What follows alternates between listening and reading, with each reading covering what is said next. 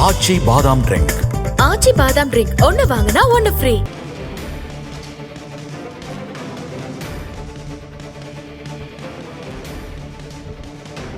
பாமக நிறுவனரும் தனது தந்தையுமான ராமதாஸை அவரது தைலாபுரம் இல்லத்தில் வைத்து சந்திக்கிறார் அன்புமணி ராமதாஸ்.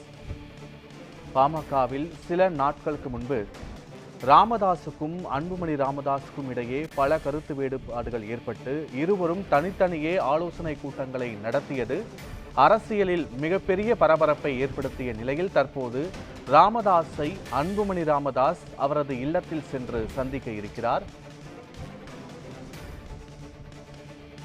இது தொடர்பான முழுமையான விவரங்களோடு எமது செய்தியாளர் வினோத் இணைந்திருக்கிறார். வினோத், முழு விவரங்கள் என்ன? வணக்கம். பாட்டாளி மக்கள் கட்சியின் பொதுக்குழு கூட்டம் கடந்த வருடம் டிசம்பர் மாதத்தில் நடைபெற்றது. அக்கூட்டத்தில் பாட்டாளி மக்கள் கட்சியின் நிறுவனர் மருத்துவர் ராமதாஸ் தனது மகள் வழி பேரன் முகுந்தனை பாமகவின் இளைஞர் சங்க தலைவராக நியமித்தார். இதற்கு எதிர்ப்பு தெரிவித்து மேடையிலேயே மருத்துவர் அன்புமணி ராமதாஸ் தனது கருத்தை தெரிவித்தார். அப்போது தொடங்கிய 2 பேருக்கான வார்த்தை போர் தொடர்ந்து நீடித்து வந்து கொண்டிருந்தது. பின்பு கடந்த மே மாதம் 15ஆம் தேதி மாமல்லபுரத்தில் முழு சித்திரை முழுநிலை மாநாடு நடைபெற்றது. பாமகவின் உட்கட்சி பூசலுக்கு முடிவு பெறவில்லை போல மருத்துவர் ராமதாஸ் உரையாற்றினார். அம்மாநாட்டில் தொடர்ந்து விழுப்புரம் மாவட்டம் திண்டிவனம் அடுத்த தைலாபுரம் தோட்டத்தில் தனது இல்லத்தில் செய்தியாளர்களை சந்தித்த மருத்துவர் ராமதாஸ் பாமகவின் தலைவராக நானே செயல்படுவேன், செயல் தலைவராக மருத்துவர் அன்புமணி ராமதாஸ் செயல்படுவார் என அறிவித்திருந்தார். இதற்கு இந்த அறிவிப்பு பாமக கட்சியில் இருந்து பெரும் சலசலப்பை உண்டாக்கியது. இதற்கு பதிலளித்த மருத்துவர் அன்புமணி ராமதாஸ், என்னை தலைவர் பதவியில் இருந்து நீக்குவதற்கு யாருக்கும் அதிகாரம் இல்லை, பொதுக்குழுவால் தேர்ந்தெடுக்கப்பட்ட தலைவர் நான், என்னை நீக்குவதற்கு தனிப்பட்ட முறையில் யாருக்கும் அதிகாரம் இல்லை என தெரிவித்திருந்தார்.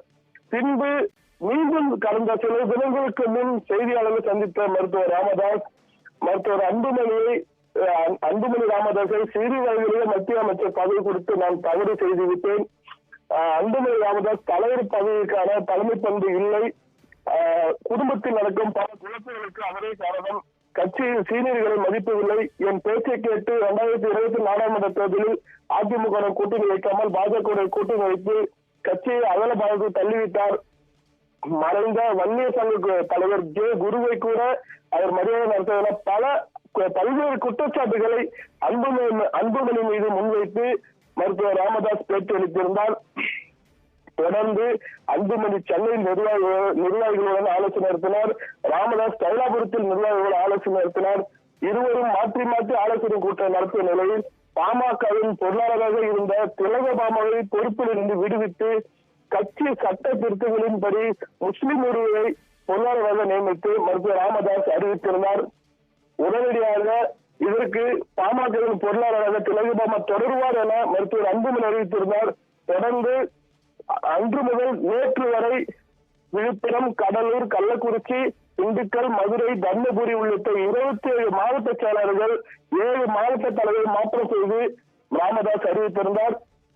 தொடர்ந்து மருத்துவர் ராமதாஸிற்கும் அன்புமணிக்கும் இடையான மோதல் தொடர்ந்து கொண்டிருந்த நிலையில் இன்று திடீரென்று பாமகவின் உட்கட்சி பூசலை கொண்டு வர அன்புமணி முடிவு செய்து பாமக நிறுவனர் ராமதாஸை விழுப்புரம் மாவட்டம் திண்டிவனம் அடுத்த தைலாபுரம் அவரது இல்லத்தில் இன்னும் சற்று நேரத்தில் சந்திக்க உள்ளார்.